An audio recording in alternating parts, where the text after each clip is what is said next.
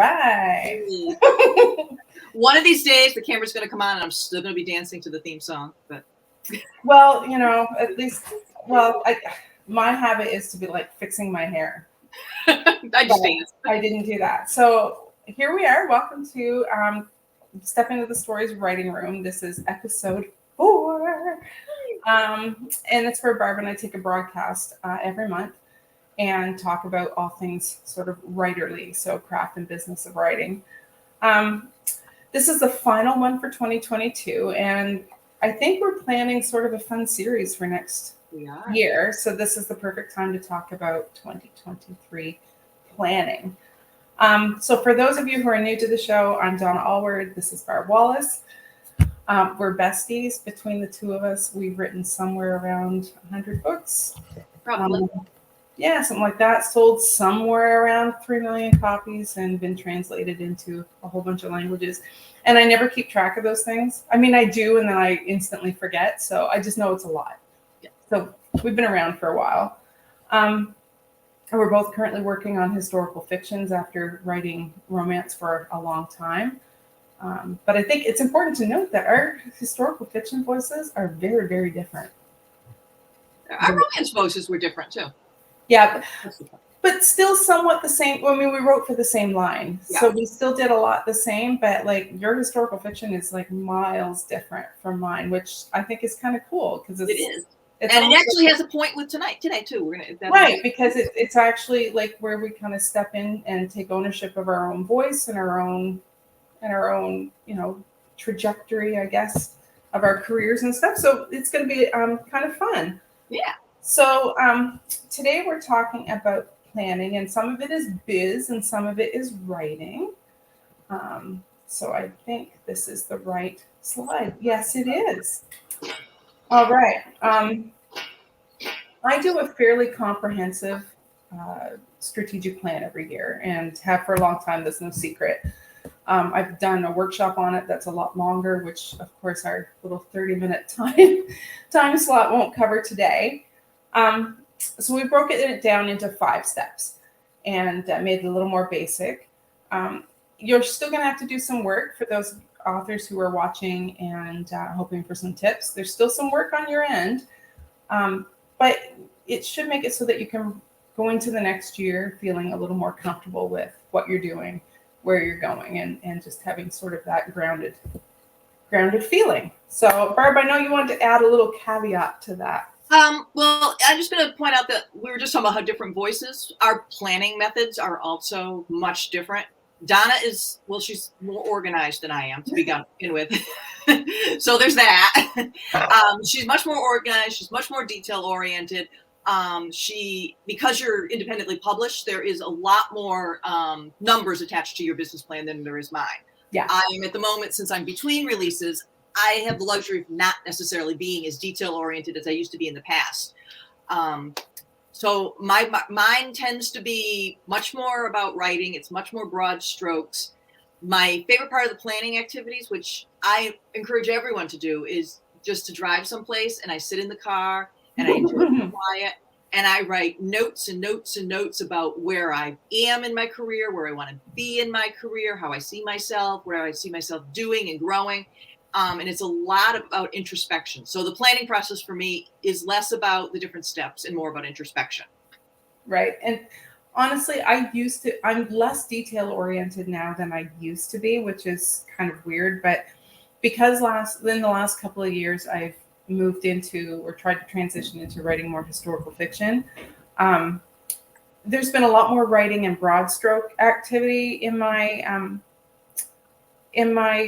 planning. So it's actually a little bit different than it has been in previous years and a little bit more scaled back, which is probably not a bad thing.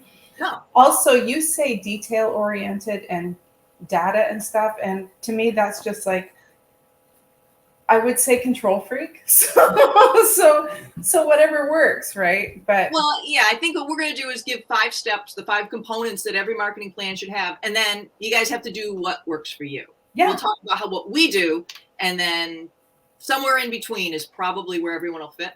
Yeah, because just like everybody has their own author voice, everyone has their own plan, but these are just things that you can think about in order to structure how you're planning that. And so, Yep.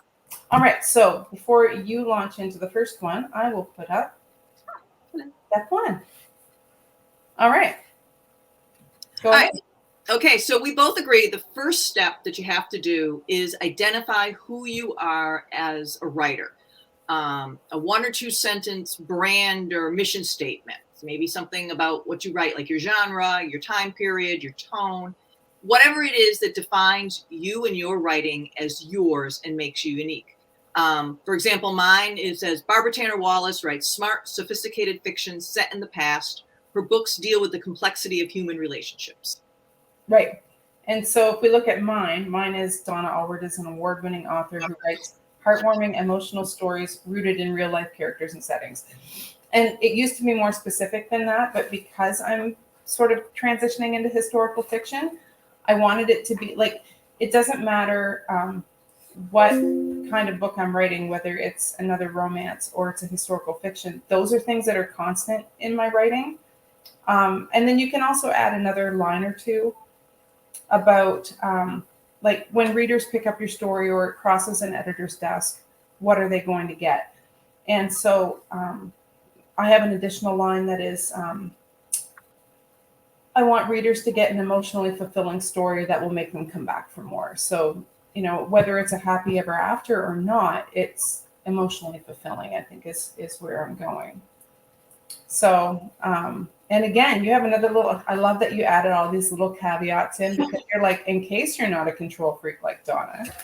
Well, my other note is, because I am not an elevator pitch girl. And so when you first sit down to write your brand statement, it feels super over the top and super boastful. I will admit that, you know, Barbara Wallace writes sophisticated story. I mean, you're using words that you probably wouldn't in normal conversation to discuss yourself, but they are really, really helpful. And you need to kind of relax and let go of your inhibitions and really push for who you are. Because when it comes to marketing planning, you need to know what editors are going to give or what you're going to try to sell. Yeah. It's going to come in handy for everything from you designing your website to what you're going to write in query letters. It's kind of like writing a resume, how you have to sell yourself, and sometimes Exactly. it's really uncomfortable, but you have to do it anyway. So don't be shy about that. And get used to complimenting yourself, because we are horrible about. We are about so. complimenting ourselves or accepting compliments. It's All right. So here's step 2, which is a SWOT analysis. So SWOT stands for strengths, weaknesses, opportunities, and threats. And I actually think this is one of the most important things that I do in my strategic plan, because it really gives you a picture of what you're good at, what you're not good at, what opportunities are coming your way during the next year, and what threatens that. And so, and weaknesses and threats sometimes seem quite similar. So, what are your strengths? What do you do well? Go ahead and toot your own horn. So, I am organized. Like, that's one of my strengths. It's an incredible strength. You have no idea how organized. I am. I tend to be. Shame some of us. Well, that's not the intent, though, right? It's more for my own comfort, because if I'm not, I feel completely overwhelmed and out of control. So, but it is a strength. Control freak. And I'm also a fairly fast writer. Control freak, also a strength. I mean, there's 2 sides to every coin, right? So, yeah. But I'm also a fairly fast writer. So that can be a strength. Sometimes that can be a weakness as well. But it does mean I can probably finish more than one project in a year. Weaknesses. What are your weaknesses? So one of mine is that I'm actually still in the romance world with my indie titles, and particularly with Backlist. And so sometimes that creates a split focus for me, where I work on that stuff, and then I also am trying to write historical fiction. And it doesn't mean that one of these things has to go. It just means that I have to be aware that my focus is split, and so then I can take steps to sort of mitigate any problems that might cause. Opportunities could be something like you have an editor interested in your work, you're going to a conference, you're going to get to pitch to an agent. there's an open call for something. You're invited to a multi-author sort of event or group project. You might have made some new connections that are great. So, jot down all your opportunities and your threats. As what do you see as a threat to your progress? So not now, because I've since quit, and so has Barb. But for a while there, we were both working day jobs in addition to trying to get everything done. And so that time management was a bit of a threat. You might have budgetary constraints. So you might have things that you want to achieve, especially with marketing, or if you're an indie author, and production, editing, and covers are not cheap if you do it right. So that might be a threat to your success. So go ahead and that really gives you a good full picture of where you're at. Is there anything you want to add to the SWOT, Barb? Yeah, a couple things. One is I think threats can also be industry-wide. This is where you're supposed to be paying attention to what's going on in the industry. Yeah. And, a threat is bookstores are drying up. Traditional publishers are buying less. Independent authors are kind of dominating certain genres. The average income for a writer is $7,000. Those are serious threats. Yeah. So you should be looking at both your personal threats and the bigger picture. Right. And the other thing I was going to say is be very honest with yourself. This is not the time to lie to yourself about the weaknesses, or because it'll lead to you setting very unrealistic deadlines for yourself and unrealistic goals. And then you'll be looking at the end of 2023 saying, oh my God, I suck because I didn't do any of it. So like my weaknesses is I am horrendously slow. I'm slower than I even think I am. At this point. I mean, I've learned that right now with the way I write and the way my process is, if I can pull 2,500 words a week, it's good. But it's because I have to write every scene like 4 times. I also have trouble meeting self-imposed deadlines. So because I tend to unrealistically think I can write faster and do more in a year. Those are things I know about myself. Like I said, don't lie to yourself. Don't say, you know what, this is the year I am going to write 4 books. Well, here's the thing. No one has to see this except for you. So go ahead and be brutally honest with me there. And also you're mentioning, having the plan and looking at it at the end of the year and going, oh my God, I didn't do all this stuff. I had that moment from this year, and things just took me a lot longer than I expected, and I'm okay with it because I think I made a conscious decision to slow down a little bit, do things a little bit differently, and so I achieved the core things that I wanted to achieve. I did. Anything that didn't get done was something that wasn't like the number one priority. So I'm okay with it, but I did actually overplan myself. So, and that's probably a weakness of mine, is that I tend to, write checks that my body can't cash. So that's a weakness of mine. And you get to the end of the year, and if you don't have everything in your plan done, well, the world won't end. It's fine. It's a plan. It's not the end of the world. All right, so let's look at step 3. All right, Barb, this is yours. Oh, yeah. And this is probably the part that most people watching are going to care about, because you're probably not full-time writers. You're not necessarily published. You are working on your first novel or whatever. This is where Donna and I do things differently, because like I just said, I don't do deadlines. Back up. There's a reason for this. In 2021, when I first made the pivot, I made the assumption that it would take me as long to write an historical fiction as it did a romance. And I was, even as a slow writer, wrote 2.5 books a year for Harlequin romance. So I assumed, okay, it's going to take me 7 or 8 months. And then 7 or 8 months came, and the deadline came and went. And I found myself rewriting, realizing, I started in the wrong place. And now I underestimated the learning curve. And by the end of the year, I had not made any of my writing goals. So 2022, I made a specific goal not to have deadlines and to not hem myself in. And I am going to write my novel. I'm going to finish my novel. There will be no timetable. book is going to take as long as it takes.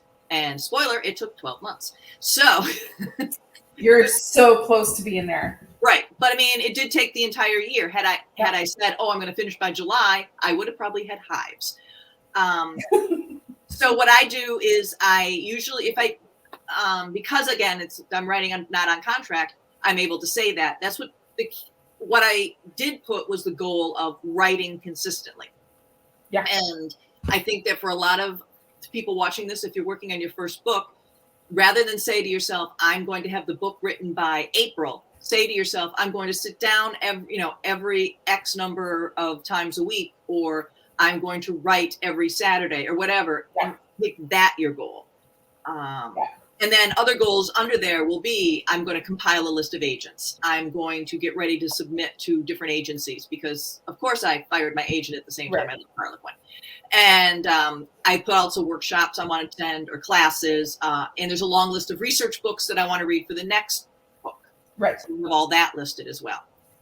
But like I said, number one should be writing, period. Like what your goals are for your writing, your story, and how much you want to try to accomplish. And for some of you, it's going to be making writing a regular practice. And that is an excellent goal.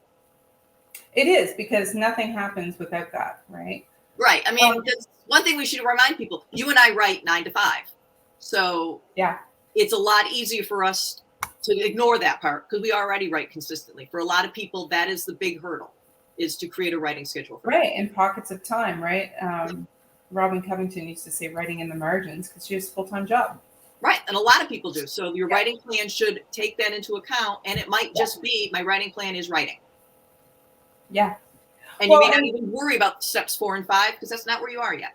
My writing plan is actually, again, I pared things back a lot this year when I went back. And it's actually not as rigid as it used to be because, number one, I don't have publisher deadlines at the moment. So those don't come into play. And then because I'm working on historical fiction, I mean, there's another project I have on the go that's smaller. So yes, there is sort of a deadline for that. But it's a lot more fluid. And like part of it is I've blocked out 8 weeks for research for the next historical. And I know that I will stop after 8 weeks because I could go down a rabbit hole of researching endlessly and not starting the book. So, but I'm not quite sure where that 8 weeks is going to fall. If I end up revising the current historical that's out, I don't know how involved that's going to be or how long that is. So I have to be a little more fluid with things. So mostly I would just like to do the second book this year. And that's pretty much it. So if it takes all year, it takes all year. And it's strange for me to say that. So I don't know, is that growth, Barb? No, it is growth. Yes, it is growth. I thought you said, is this gross? And I'm like, no, it's a growth. A growth that I'm sort of like unclenched. No, I think it's growth. It's growth, babe. And it is something, again, because we're getting very complicated and I keep mindful of people who go to YouTube. Sometimes they're just beginning writers. So that's why I'm like, don't stress out that we're doing all this stuff.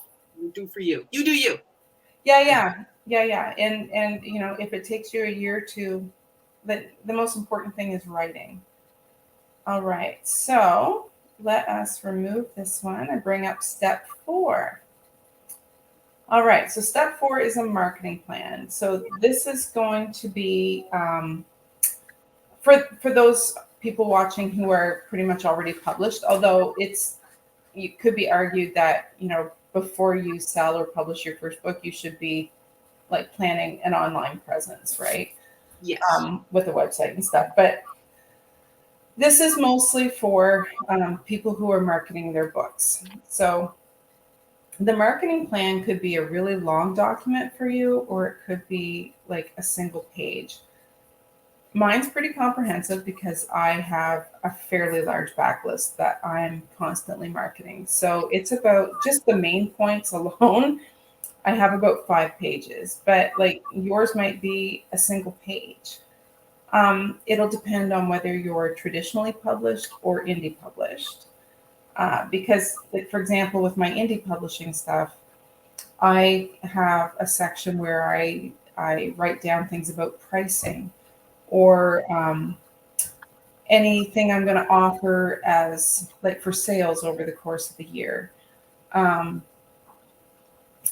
Distribution, if I'm going to do something different with distribution or add audio or something. So there's things that are in my control as an indie author that I would not have control over with traditionally published books. So, but it is a great place to work out, like jot down who your readers are. It's important to know who your readers are. And maybe a basic strategy about, say, newsletter content. And, you don't have to release a newsletter every month, every week, whatever. Your goal might be to release one every quarter. Or when you have a new release, or, before that in a build up or whatever.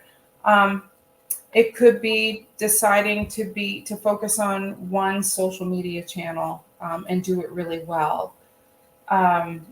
If you're going to do any in-person appearances, if you're going to go to any conferences, and if you're going to do any advertising, which advertising is mostly in the wheelhouse of indie authors, but trad authors do some paid advertising.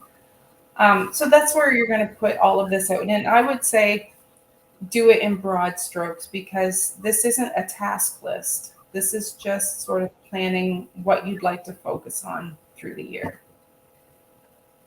So. Because I'm different. My entire strategic plan is a page and a quarter. Just so people know. So you don't like me. And when you get to marketing goals, they're incredibly broad stroke. And that is because, okay, I'm going to back up again, because I really am hammering this home, the writing thing. Don't let marketing and stuff distract you from the number one part of this whole plan should be your writing goals. But I also knew that I had some marketing goals, because I know I'm going to finish the book and I know I'm going to move forward with another book. And one of my goals was, for example, generate continuous content.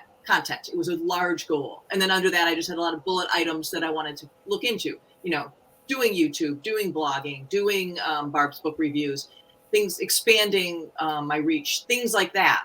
It was more of a way to organize all the ideas in my head than having actual items. So I'm not doing any specific marketing right now. I don't have titles out that I'm specifically selling.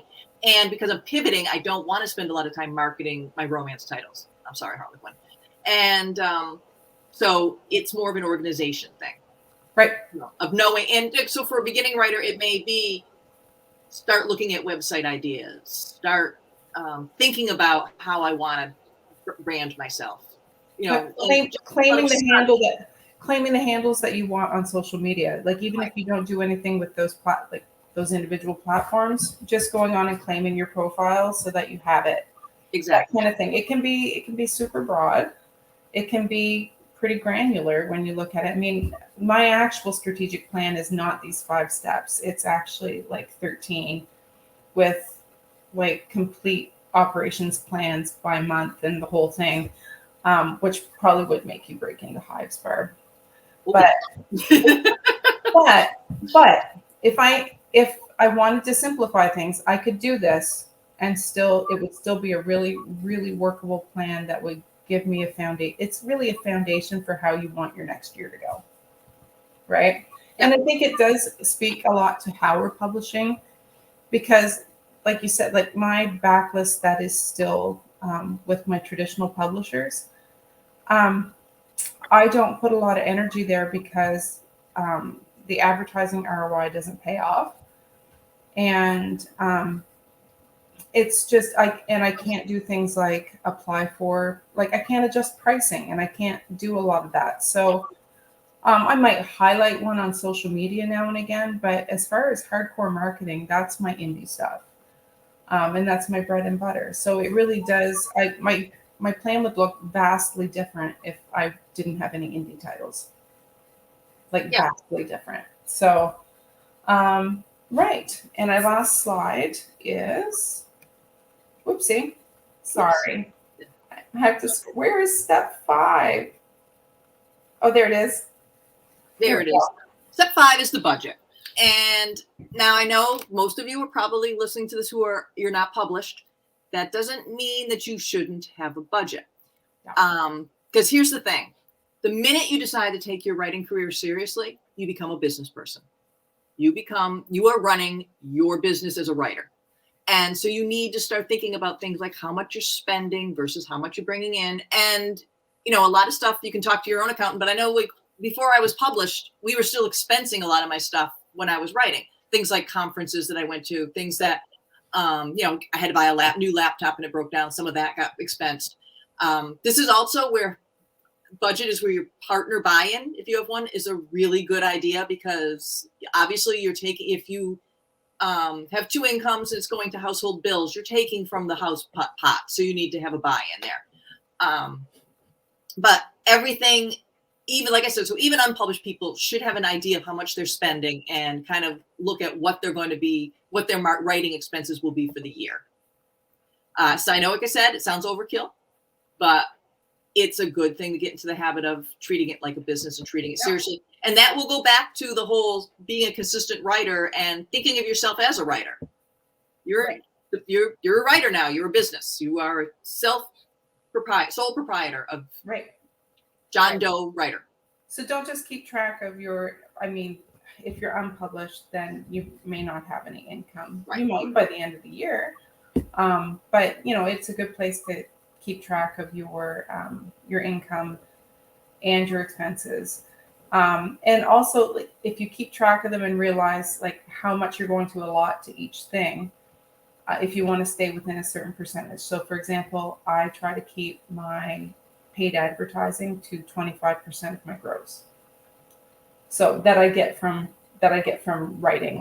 That doesn't include if I do any workshops and I make any money there, or I get public lending right money every year, which I know people in the US don't get, but people in the UK do, from libraries. So I don't include that. But when I look at how much money I get from my indie books, then I keep a spreadsheet so that I know how much of what I'm grossing is going toward paid ads, so that I, keep it within a budget. So it really is sort of the business end of things, but these are good things to know. So you don't get to the end of the year and go, what do you mean I made $4,000 and I spent $7,000 on whatever, right? It's just good to be aware of what you're spending and what you're bringing in.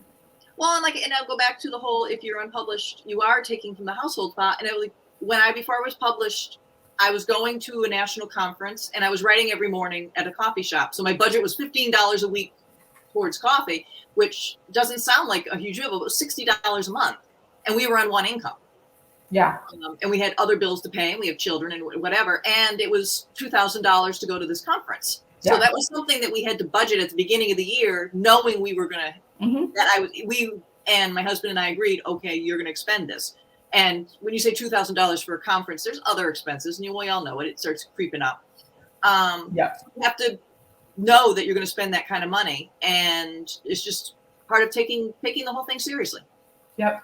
I will say before we wind up that this really is a fluid document. Yep. So really, if you get to the budget part and you realize you want to tweak your marketing plan, then go back and do that. If you're going through and you're thinking about what you want to write for the year and you decide your mission statement needs a little work, go back and do that. I don't check with mine all of the time. I probably check in with mine quarterly. So every 3 months or so, I'll go through. Excuse me. And it's a roadmap, but detours happen. And sometimes detours are really great things because, a new opportunity comes up. So you take a little side trip, but it really is it just gives you the signposts, or for your year. And for me, then this is just for me personally, because I get overwhelmed pretty easily with a huge to-do list. This gives me some structure that I can then, if I need grounding in it again, I can go back and pull it up and go, okay, this is where I am. This is what's left to do. This is, or a reminder to myself that, oh yeah, I was going to do that this quarter. And so I think I'll do that. Or the great thing sometimes is when I'm ahead of schedule and I'm like, oh, did that, and then you come away feeling like, okay, I'm not a total, sloth when it comes to You find an item and you're like, yeah, you know what? I don't want to do that. right. That sounds like a great idea in December, and no, Yep. and you cross it off. I've totally taken stuff off of my plan.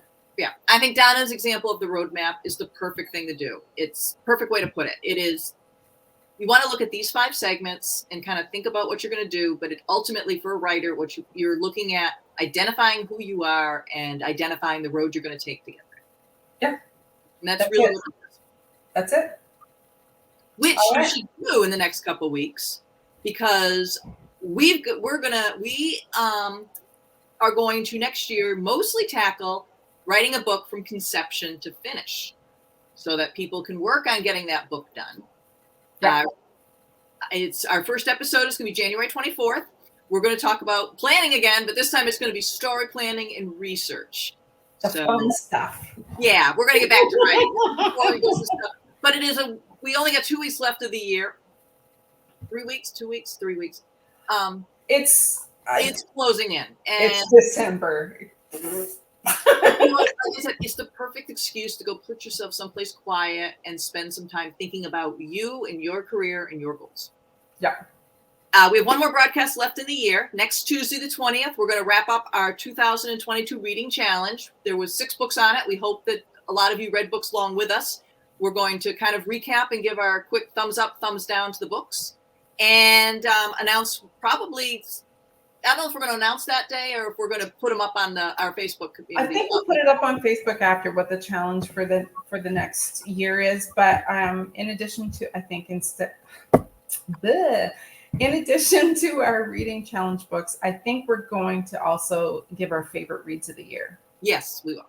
Yeah, we'll talk about that. So it's basically a books episode. All books. It's a perfect way to finish the year.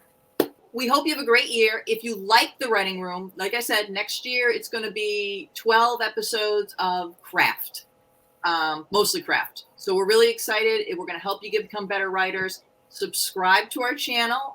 Please click subscribe and follow us along. And we look forward to seeing you. Have a great rest of the year. We'll see you on the 20th. See ya.